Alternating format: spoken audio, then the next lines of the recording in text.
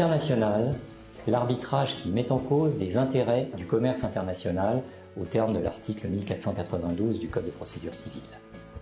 L'arbitrage est institué soit par une clause compromissoire, soit par un compromis d'arbitrage. En matière internationale, de nombreuses institutions existent comme la CCI, Chambre de commerce, ou bien le CIRDI, et un arbitrage institutionnel s'oppose bien sûr à ce qu'on appelle l'arbitrage ad hoc. La spécificité de l'arbitrage international est que les clauses sont reconnues internationalement, ainsi que la reconnaissance des sentences arbitrales qui peuvent être exécutées dans le monde entier. En matière internationale, la jurisprudence est plus permissive en effet.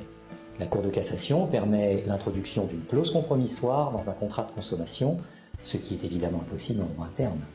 Tout comme en matière interne, 3 conditions sont nécessaires à la formation d'un arbitrage international.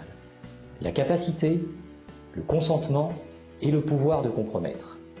L'article 2260 du Code civil ne s'applique pas en arbitrage international. Les personnes publiques peuvent donc compromettre pour un arbitrage. S'agissant des conditions de forme, l'article 1493 du Code de procédure civile ne prévoit pas de forme nécessaire. Ainsi, une simple clause qui prévoit simplement de recourir à l'arbitrage est parfaitement valable. Il convient donc d'interroger soit la loi de signature du contrat, soit la loi qui gouverne le fond du contrat. Compte tenu de la complexité de ce mécanisme, il est attaché une grande importance à la volonté des parties.